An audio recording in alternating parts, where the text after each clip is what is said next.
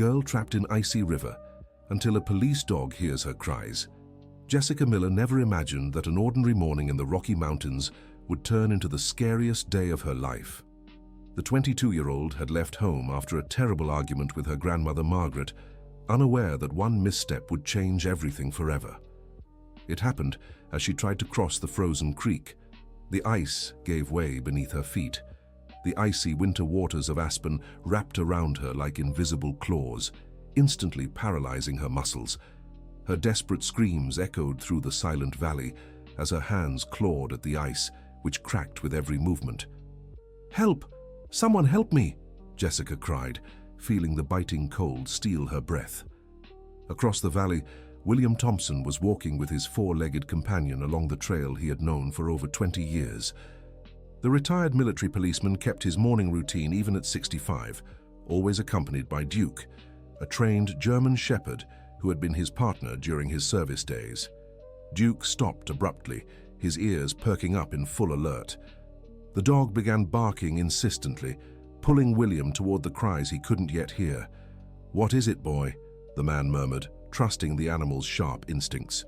Duke's barks grew more urgent, and finally, William made out the faint sound of a woman's screams coming from the direction of the creek.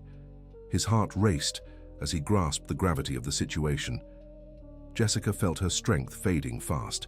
The freezing water was sending her body into shock, and she knew she couldn't hold on much longer. Memories of her argument with her grandmother Margaret flashed through her mind like a sped-up film. It had all started the night before when she stumbled upon a stack of old letters in the attic of the house.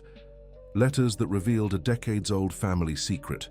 Her grandmother had lied about so many things, and Jessica had discovered that the rural property she considered her childhood home was about to be lost. "Grandma, why did you never tell me about the debts?" she had asked the night before, clutching the bank correspondence. "That's none of your business, child. You're too young to understand," Margaret replied, avoiding her gaze. "I'm not a kid anymore. I have a right to know our home might be taken." The argument had stretched into the early hours. Jessica learned the debts weren't recent. Margaret had taken out loans to keep the property running after her husband left, abandoning them when Jessica was just 5. Dear listener, if you're enjoying the story, don't forget to like and especially subscribe to the channel. It helps us a lot as we're just starting out. Now back to the story. The morning brought only more tension. Jessica had decided to seek help in town, but Margaret refused to accept any assistance. "I'd rather lose everything than take charity," her grandmother said with wounded pride. "This isn't charity, it's family helping family," Jessica shot back. "You don't understand anything about sacrifice. When I was your age..." "Always the same old story," Jessica exploded. "You're stuck in the past, Grandma. You can't accept that things have changed." That's when she stormed out of the house, racing across the frost-covered fields until she reached the creek. Anger had blinded her, and she hadn't noticed how thin the ice really was. Now, fighting not to sink, Jessica bitterly regretted every harsh word she'd said. Her hands were going numb, and she could feel ice forming in her wet hair. William ran as fast as his 65-year-old legs could carry him, following Duke, who guided him with military precision. When he finally spotted the young woman in the water, his old training took over. "Stay calm, girl. I'll get you out of there," he shouted, quickly assessing the situation. The ice around Jessica was giving way more and more. William knew he had only minutes before hypothermia would render her unconscious. His years as a police officer had taught him that panic was the greatest enemy in rescue situations. "What's your name?" he asked, keeping his voice steady as he searched for a rope or branch. "Jessica Miller," she replied through chattering teeth. "All right, Jessica. I'm William, and this is Duke. We're going to get you out, but I need you to work with me, okay?" Duke barked nervously on the shore, as if he understood the urgency perfectly. The dog had been trained for water rescues, but never in icy conditions. William found a long, sturdy branch, but when he reached it toward Jessica, he realized she was too far away. The current, though slow, was pulling her toward the center of the creek. "Jessica, can you swim over here?" he asked, trying not to sound desperate. "No, I can't feel my legs," she answered. her voice growing weaker. That's when Duke made his move. Without waiting for orders, the German Shepherd leaped into the freezing water, swimming determinedly toward Jessica. Years of training overrode his self-preservation instinct. "Duke! No!" William shouted, but the dog was already in the water. Jessica felt something solid beside her and managed to grab Duke's collar. The dog, fighting the cold, kept her afloat as he swam back toward the shore. William pulled on the leash with all his strength when he heard hurried footsteps behind him. He turned to see an elderly woman running toward him, her face etched with panic. "That's my granddaughter," Margaret cried, breathless. "Jessica!" The grandmother had followed the tracks in the snow to the scene of the accident. Seeing her granddaughter in danger made all her pride and resentment vanish instantly. "Ma'am, I need your help," William said. "Grab the leash and we'll pull together." Margaret obeyed without hesitation, adding her strength to the stranger trying to save her granddaughter. Her hands trembled, not just from the cold, but from the fear of losing the only family she had left.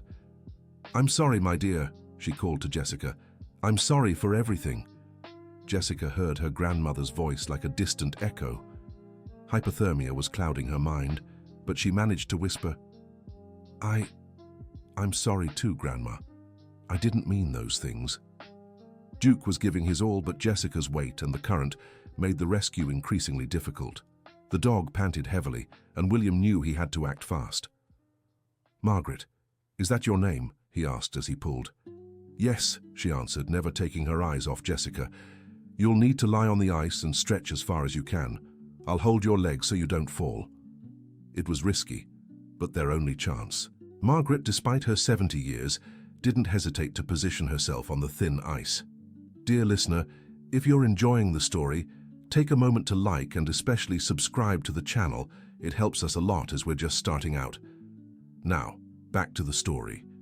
The ice creaked under the elderly woman's weight, but held. Margaret managed to reach Jessica's arm, still clinging to Duke. "Take my hand, sweetheart," Margaret said, stretching as far as she could. Jessica mustered superhuman effort to release one hand from Duke's collar and grab her grandmother's hand. The touch sent a jolt of warmth and hope through her. "Now!" William shouted, pulling Margaret by the legs as she pulled Jessica. Duke helped by nudging Jessica with his head, and they finally managed to pull her out of the water. The three collapsed together on the bank, exhausted but relieved. Margaret immediately took off her thick coat and wrapped it around her granddaughter, who was shaking violently. Her tears mixed with the water droplets freezing on Jessica's face. "It's okay, my dear. It's okay," Margaret repeated, holding her tightly. William checked Jessica's vitals with trembling hands and called emergency services. Duke, soaked and exhausted, lay down beside the two women, sharing his body heat. "Help is on the way," William said, "but we need to keep her warm until then." It was during the wait that the truths began to surface. Margaret, seeing her granddaughter nearly unconscious, decided she could no longer hide the secrets she'd carried for decades. "Jessica, my dear, there's so much I never told you," Margaret said, stroking her granddaughter's wet hair. "Grandma," Jessica murmured, still dazed from the cold. "Your grandfather didn't abandon us like I always said. He did leave, but it was because he found out I was sick and thought it would be better for both of us." William listened in silence, understanding he was witnessing a deeply private moment between the two. "I had cancer when you were little," Margaret continued. "Your grandfather couldn't handle the thought of losing me, so he left. But he left money for our care. Only I started gambling, thinking I could multiply it to secure your future." Jessica opened her eyes with difficulty, processing the information. Her grandmother had lied about everything, but the reasons weren't what she'd imagined. "The debts are from gambling?" she asked weakly. "Yes, my dear. I wanted so badly to leave you something better that I ended up losing everything. And now it might be too late." "It's not too late," William said, breaking his silence. "I know people who can help. There's a way out of this." The sound of the ambulance siren grew closer, but the conversation between grandmother and granddaughter continued. Margaret admitted she'd refused help from distant relatives out of pride. and that the letters Jessica found were eviction notices she'd tried to hide. "Why didn't you tell me?" Jessica asked, managing to hold her grandmother's hand. "Because you've always had so many dreams, so many plans. I didn't want to be a burden in your life. You're young. You should fly, see the world." "But you're my family, Grandma. You're all I have." When the paramedics arrived, they found a touching scene. Grandmother and granddaughter embracing, with an elderly man and a German shepherd standing guard beside them. William quickly explained the situation as the professionals examined Jessica. "She needs to go to the hospital for observation," the paramedic said. "Hypothermia is no joke." "I'm coming with her," Margaret said, not letting go of her granddaughter's hand. "And I'll visit later if they allow it," William added. "I want to know how she's doing." On the way to the hospital in Aspen, Jessica thought about everything she'd learned. Her perspective on her grandmother had completely changed. Margaret wasn't the stubborn, prideful woman she'd imagined, but someone afraid, trying to protect her granddaughter the best way she knew how. At the hospital, while Jessica received medical care, Margaret spoke at length with William in the waiting room. The retired military policeman turned out to be full of stories and wisdom. "You know, I went through something similar when I retired," William said. "That feeling of uselessness, of not being able to protect the ones you love anymore. It's hard to accept we're getting older." "Exactly," Margaret agreed. "Jessica is so capable, so independent. Sometimes I feel like I just get in the way. But look what happened today. She almost drowned because she felt alone with her problems. No one should carry burdens alone, neither young nor old." William's words made Margaret reflect on her own fears and insecurities. She realized that by trying to shield Jessica from the financial troubles, she had created a barrier between them. When Jessica was discharged the next day, the first thing she did was hug Duke, who was waiting with William at the hospital door. "Thank you, boy. You saved my life," she said, petting the dog. "Duke really is special," William said proudly. "He spent 15 years helping me save people. He was already retired, but it seems he still had one last mission." Back at the ranch, the 3 generations of stories sat around the kitchen table for an honest conversation. Margaret showed all the bank correspondence, explained the financial situation in detail, and Jessica proposed practical solutions. "Grandma, why don't you turn part of the property into a countryside inn?" Jessica suggested. "With the view we have here, plenty of people would pay to spend weekends in the countryside." "Do you really think it would work?" Margaret asked, timidly hopeful. "I'm sure of it, and I can help with digital marketing, online bookings, things I know how to do." William, who had been invited for lunch, watched the conversation with a smile on his face. He saw 2 women discovering that together they were stronger than apart. "If you need a caretaker or groundskeeper, I volunteer," William said. "I'm retired, and Duke loves this place." "You'd really do that?" Margaret asked, surprised. "Mrs. Margaret, after 65, you learn that home isn't where you're born, but where you're welcomed, and you've welcomed me like family." Dear listener, if you're enjoying the story, take a moment to like and especially subscribe to the channel. It helps us a lot as we're just starting out. Now, continuing. From that day on, life at the ranch changed completely. Jessica canceled her plans to move to Denver and decided to invest in the inn idea.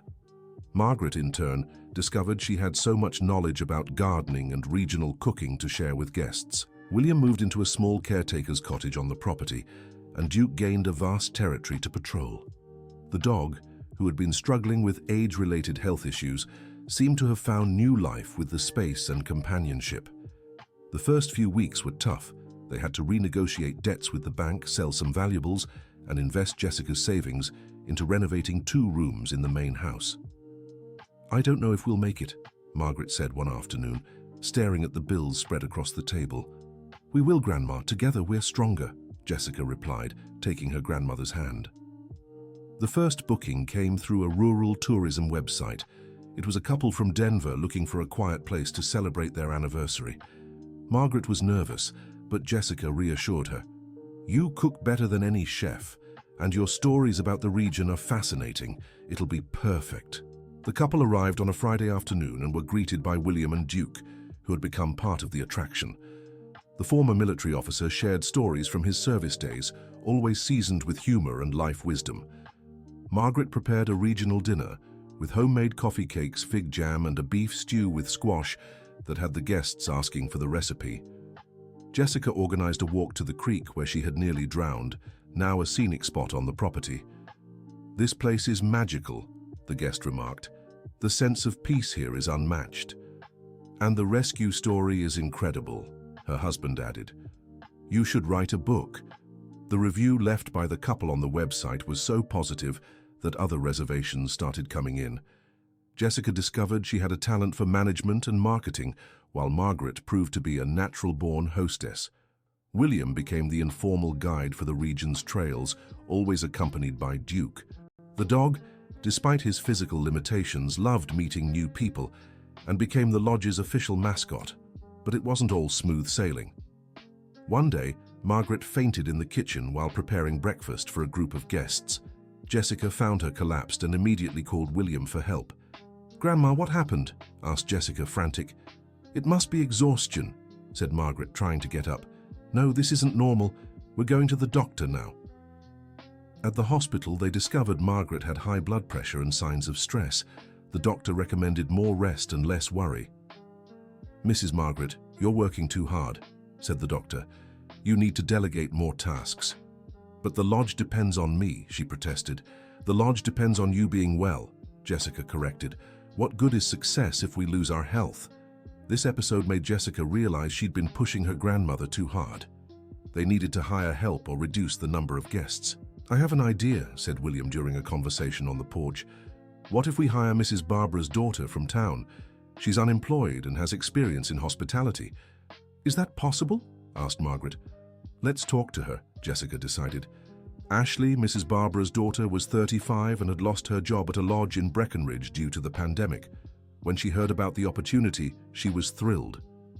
"It would be a dream to work in a place like this," Ashley said during the informal interview. "And living in the countryside has always been my goal." Hiring Ashley greatly eased Margaret's workload. The new employee took over room cleaning and helped in the kitchen, allowing the older woman to focus on what she loved most, chatting with guests and sharing stories about the region. The lodge was thriving, but another twist was on the horizon. One day, a well-dressed man showed up at the property driving an imported car. Jessica and Margaret were in the garden when he approached. "Excuse me, are you the owners of this place?" the man asked.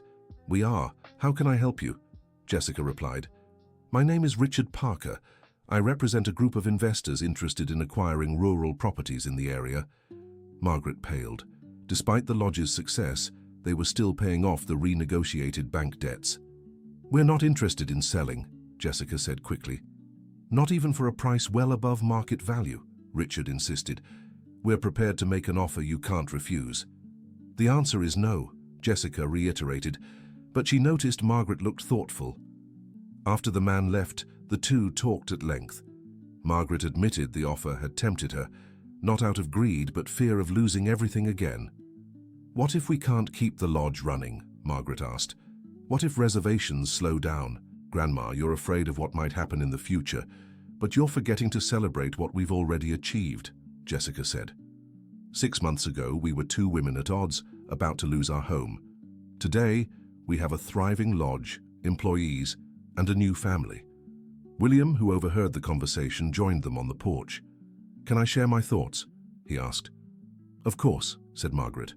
"When I retired from the military police, several friends offered me partnerships in businesses, promises of easy money, safe investments. But you know what I learned? What matters isn't the size of your bank account, but the size of the peace in your heart." William's words struck a deep chord in Margaret.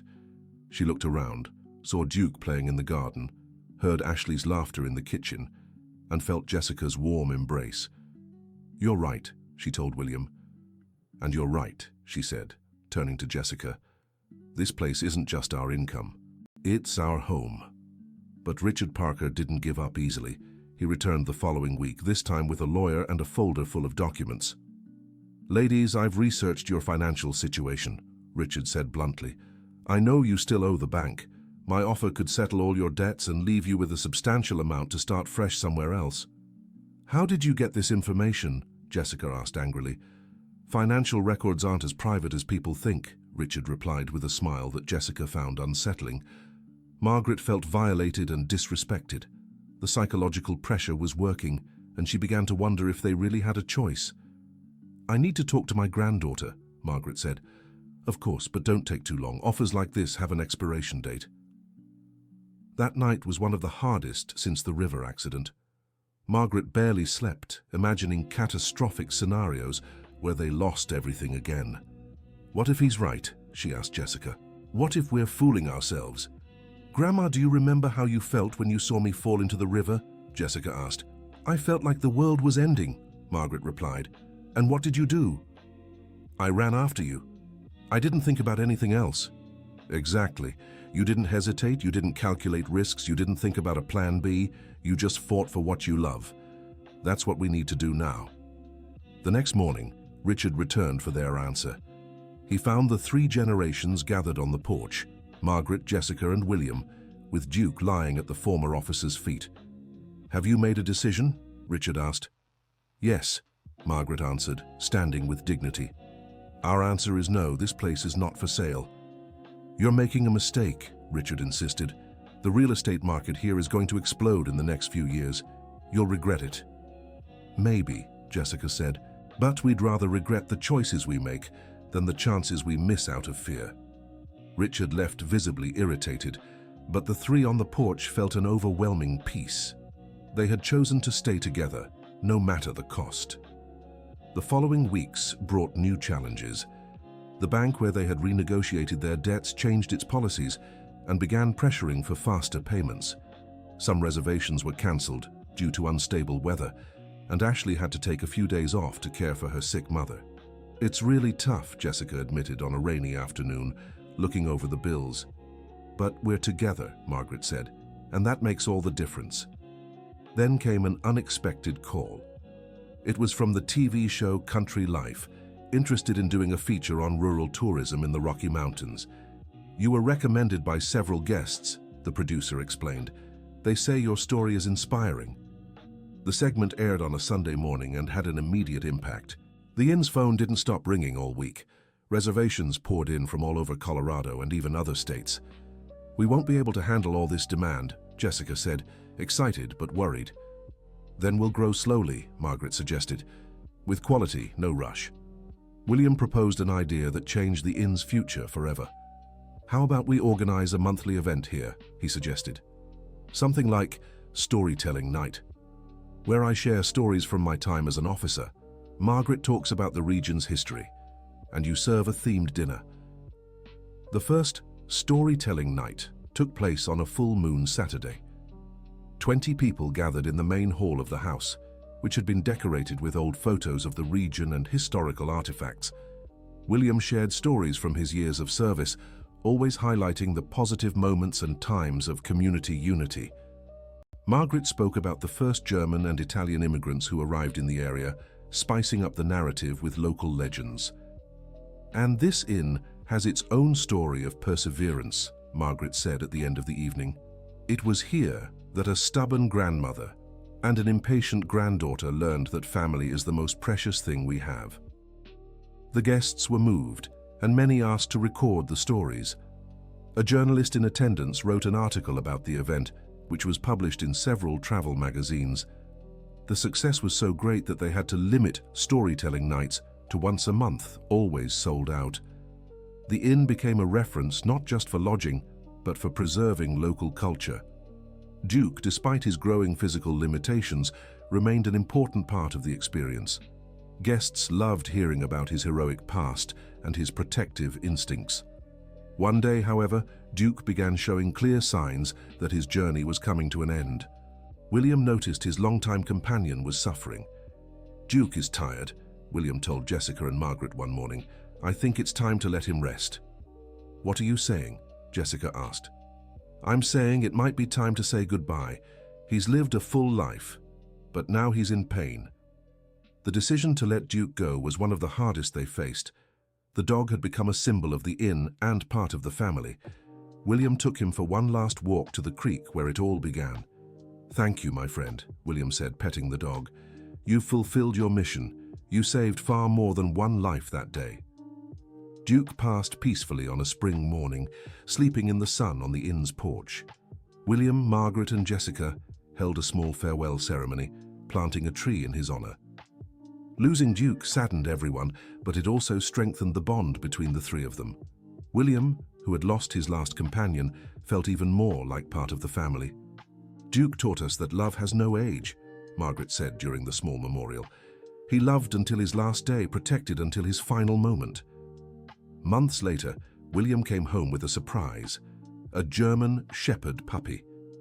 His name is Shadow, he announced, and he has a lot to learn about being a hero.